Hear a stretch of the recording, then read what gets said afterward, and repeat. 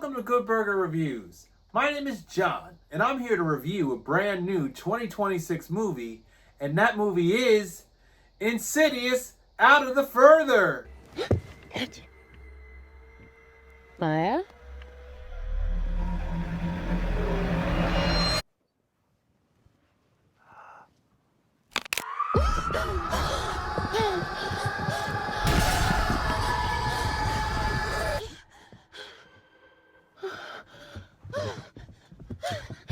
This movie was released to theaters in August of 2026.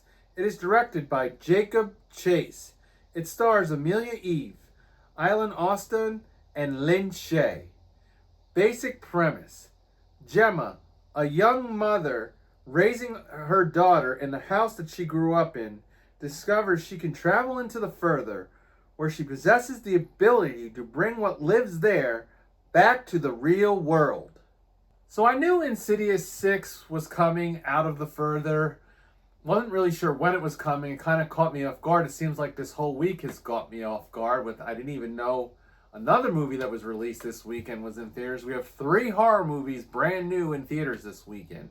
Insidious, Out of the Further, It Ends, and then I still have yet to watch Teenage Sex and Death Camp Miasma movie, which is the slasher. It's the one I'm anticipating the most, and I'm seeing it last. Anyhow, this one was one that I was somewhat anticipating but somewhat concerned about. And the reason I'm concerned is it's the 6th installment to its franchise. It is following up a movie that was okay. I would have given The Red Door a basic burger. I probably liked it more than a lot of people did.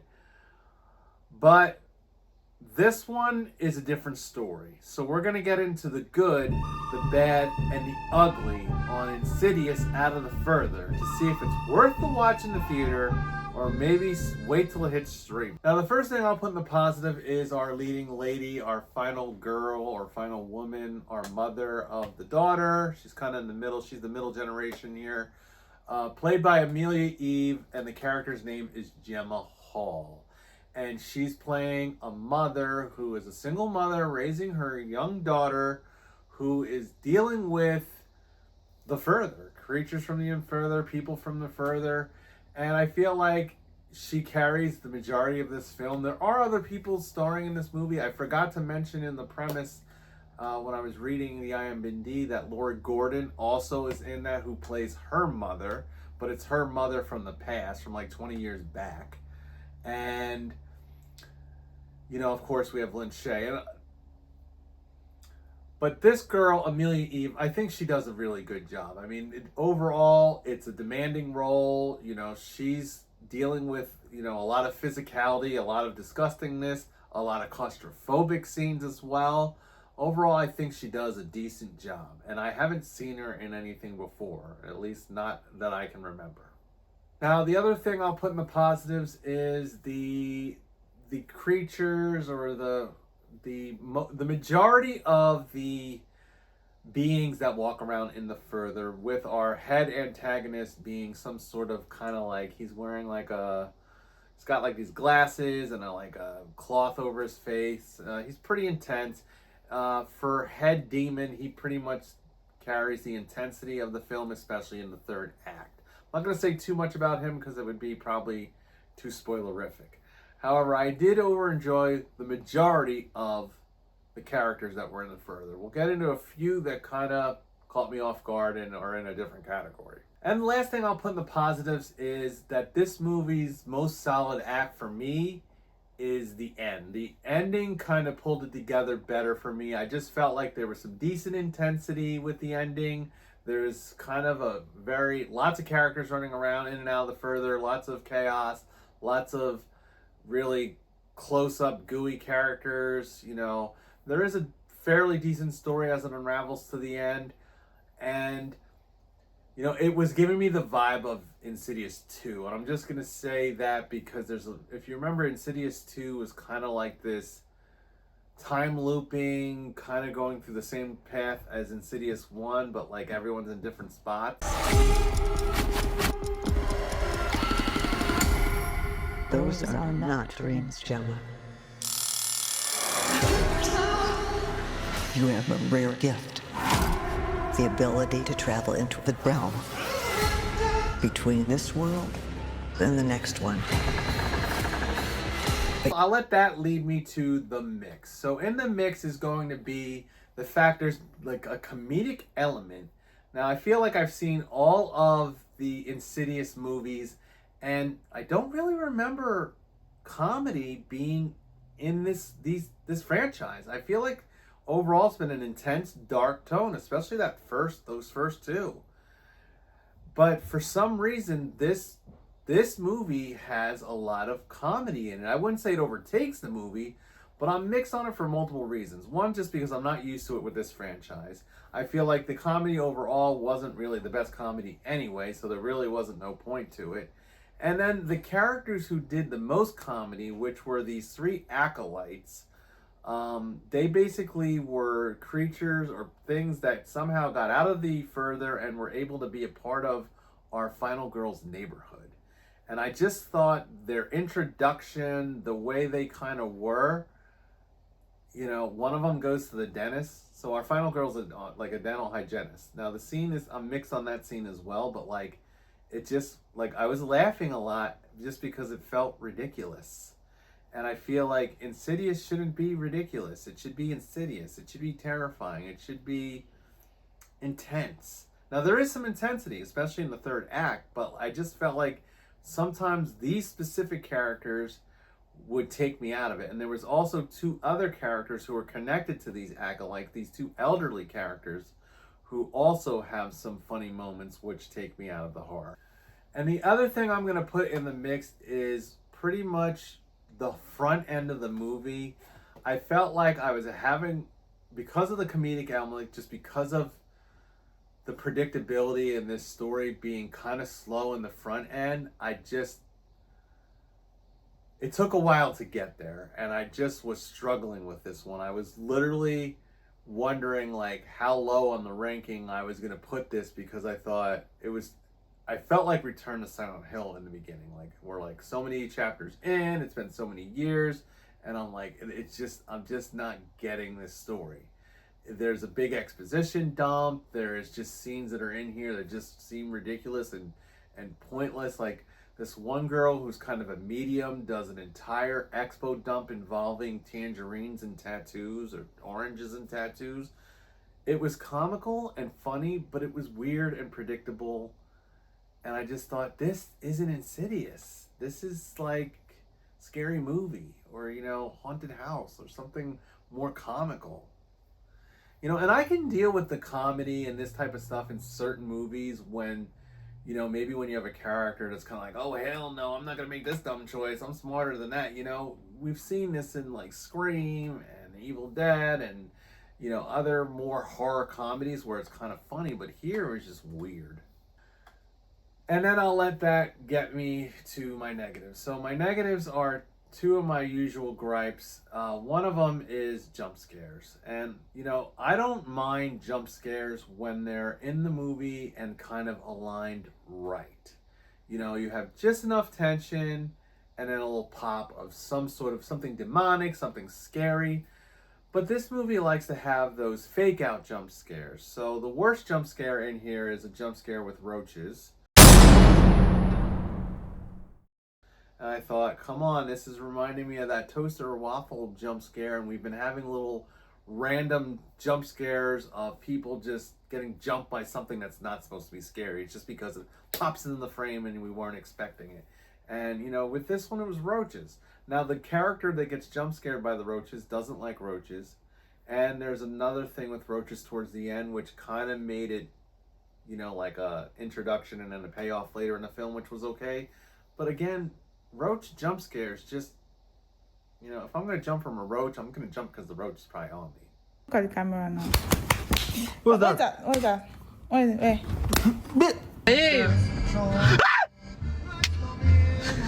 But it also seemed like the front end of the movie was just populated with a lot of fake jump scares of something that wasn't really there. And I guess I'll let that blend into my second negative, which is dream sequences. So it seems like the whole front of the movie is dream sequences. Now they tried, and I really am not a fan with multiple dream sequences in a horror movie.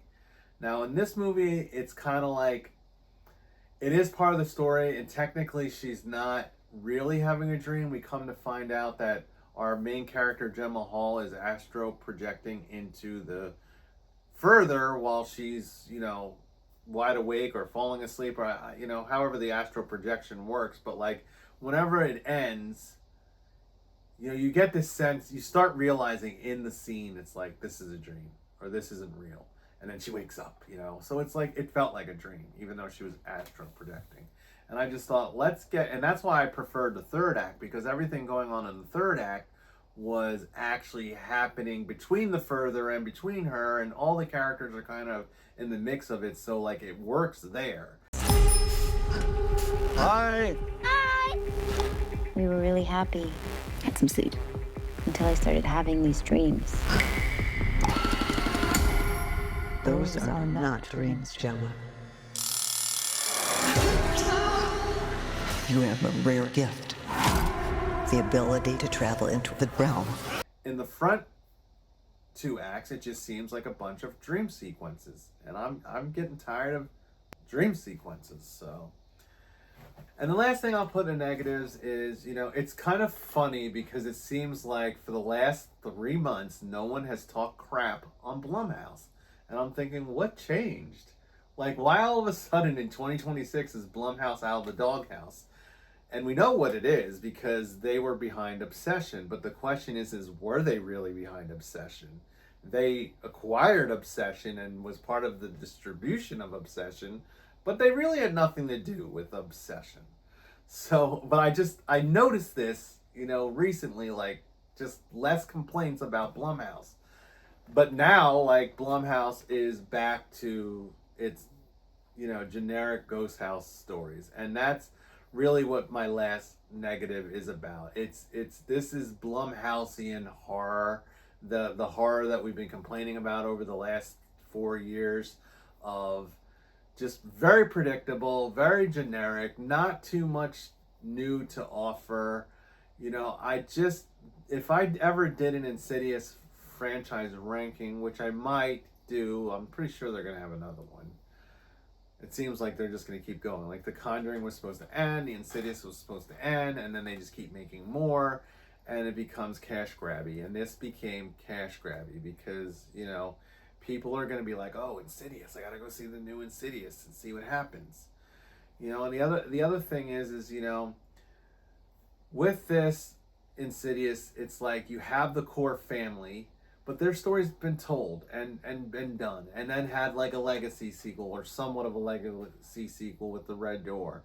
And then you have, the other part of this is like your best antagonist is like the red lipstick demon, and it's like, even though he has a cameo in this, he's not really the main antagonist here, and it just seems like, did we need him? He was just thrown in because, the red lipstick demon is somewhere in the further during one of the scenes. And then the other thing that I'll say is, like, they got to bring Lynn Shay back. So, like, she died.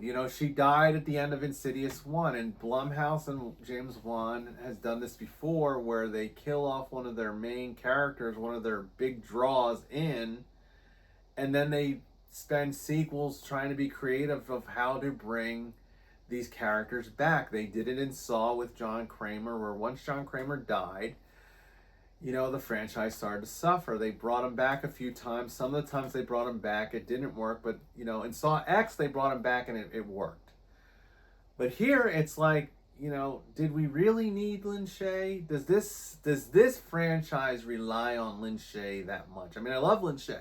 I loved her role in the original Insidious, and when she's been in and out of this franchise, she's been fine, of course. I mean, she's the anchor, but it's like, do we need her to be the anchor for this franchise to keep going?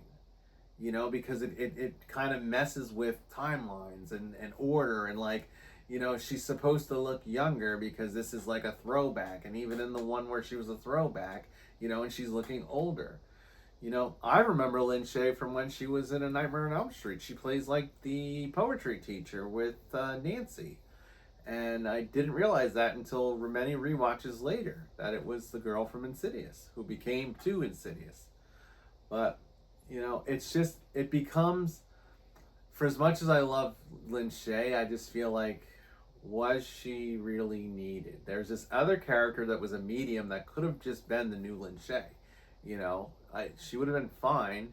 You know, just leave out the tattoos and the oranges, and that character would have been fine. How are you doing today? All right.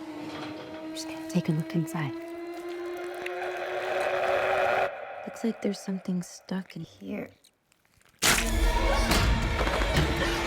All right, I have one last little negative little nitpick. I mean, it's just, this movie was very gross, kind of like how it was very gross in The Mummy and very gross in Evil Dead Burn. Like, I had to look away, and it's like, you know, Insidious hasn't been known for that. Insidious hasn't been known for gooey. Insidious has been known for ghosts and the further, that poltergeisty, conjuring type of feeling franchise, you know? It doesn't rely on disgustingness. And like, this girl's a dentist, and there's just so much teeth, and so many disgusting teeth, and disgusting teeth with braces on young kids, and then old man teeth, and you know, she like does an exam on this guy, and we see his entire throat, and it's like, do I gotta look down this guy's throat? You know, is that scary, or is it just gonna make me squirm and close my eyes? I mean, it wasn't scary. There was a scary. I'll have to elaborate on that scene in spoilers, but you know, let me just say, let's make this all make a little bit more sense, and we can get into spoilers. This movie is playing in theaters. You can check it out. Honestly, I would probably say wait for streaming unless you're like a diehard Insidious fan. But you've been warned, spoilers. Okay, so this movie opens up. It's 1999. We have a little girl running around like a furtherish looking house. She's got a mother played by Laura Gordon. And Laura Gordon, I barely even recognized her until I saw her in the credits. But she's all like kind of paled out. She looks like something from the further, but she's being, as we come to learn, she already has dealt with the further, and she's just at that breaking point. And this little girl sees her. She comes home. She's cooking her own food. She seems pretty independent of her mom. She's like 9. And then, you know, her mom's in the bathroom, and she says, "Watch me," and then bangs her head on the wall. It looks like she killed herself. And then we flash forward to 20 years later, which would be approximately 2019. So I'm not sure why we got to 2019 and we're not in current day, but I think they're trying to connect this story to the tail end of the story of the Main family that Patrick Wilson was the dad of. And anyhow, either way, it's more modern times. And we have Gemma Hall. She's a dental hygienist. It pretty much is the same exact setup with, you have a young mother, single mother, alone. No mention of who the father is. It seems irrelevant to this movie. And she's got her young daughter. So, and then this movie starts playing into the traditional bumps, spooks, haunts, all that stuff. Now, the one thing that was starting to poke out first was there were these things called acolytes, I guess. And there's these 3 old people, and the first time we see them, they're literally just hobbling down the sidewalk, and it was comical, and I'm like, and then it's 2 women, very old, one's big, one's really short, and then a man. Now the man is Dollar Store Kane. Like, he literally looks like Kane from Poltergeist. So mostly the Kane from Poltergeist 2, but any of the Kanes in any of the Poltergeist movies. And he was just Dollar Store Kane because he doesn't say much. And then he's also the one that goes to the dentist. Now how? So I guess in this movie, this girl Gemma can astral project. She goes into the further and she brings these characters out into the real world, which this is the first time Insidious has done something like this, which I think is an okay premise. I mean, you want to try something new, it's fine enough. It pays off better in the 3rd act, but like with these 3 just kind of lingering around the neighborhood, and then Dollar Store Kane goes to the dentist, and then this is where we get, whenever there was like dentist scenes, and she's a dental hygienist, it's like we're constantly looking at the teeth, and his teeth were nasty, and then he had two sets of teeth, and he like chomps on her, and it's just like gross. And then she kind of wakes up, and I was having trouble distinguishing, like, is this like dream further? Is this reality? Is people knowing what's going on? Was she really at the dentist office, or was she home? Never really clarifies that. Now then we get to another scene which I'm really mixed on. It's probably one of the better scenes in the front end, but her little kid had made like a pillow fort in the living room, and she has like this connection with the pillow fort. She hears noises, and it's setting her up for jump scares, but then she climbs into this pillow fort, and it's like a never-ending pillow fort. Now, it was an extended jump scare thing where it was like you're waiting for that jump scare, and it jump scares, I don't know what the time limit is on it, 3-5 minutes, I don't know, but it just felt like it was 10 minutes and she's still in this pillow fort, and I'm like, when's it gonna pop? When is she? How many little dark little tight crevices is she gonna crawl down before something pops up in our face? It does happen eventually, and once it happens, the scene gets pretty intense, and it's like they're chasing her through this like extended pillow fort, and then it gets extremely claustrophobic. Now, the claustrophobic scene reminded me a little bit of Back Rooms, especially like the tail end of Back Rooms, but like I felt like it was done pretty decent in that part, except for it just took too long for that jump scare to pop. And then when she kind of wakes up from this whole little disaster, she comes out of it and she goes ham on the then all of a sudden we're in the living room, the pillow fort's sitting there looking normal size, and then she just goes ham on the pillow fort, and a little girl had woken up and was watching her get mad at the pillow fort. And I'm like, what? And I'm laughing. I'm like, why is she going ham on this pillow fort? Like, she knew that it was like, at this point she had to be told about the further, so she thought it was a dream. Anyhow, that's why I was mixed about the comedy, because it's like you have something intense and then something stupid funny happens.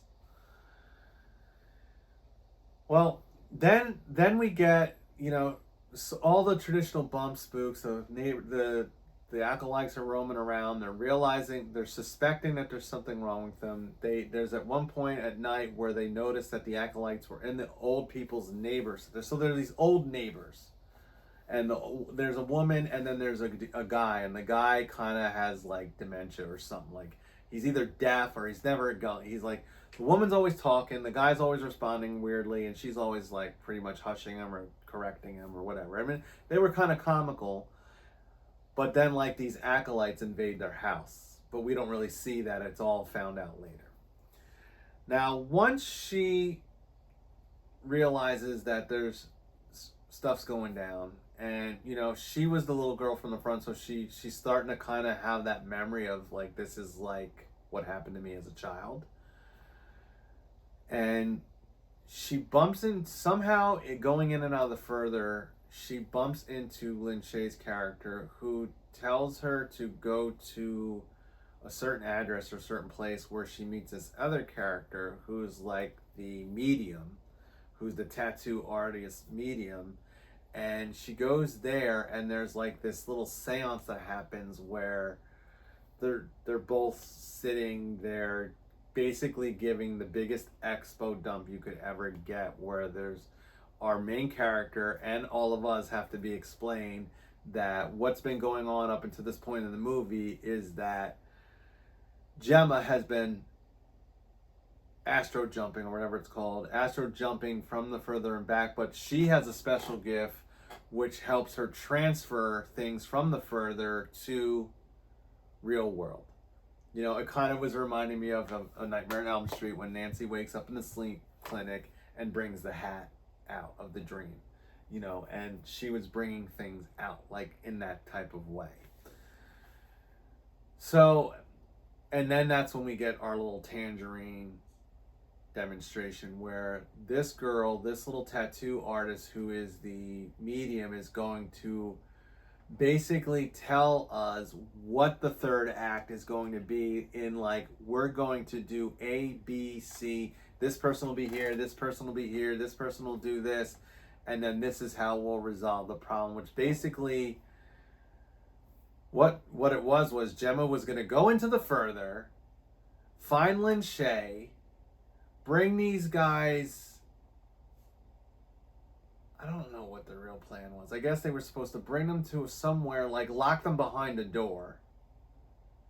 So like the whole thing about the door is when the red door closed at the end of the last one, apparently another red door opened.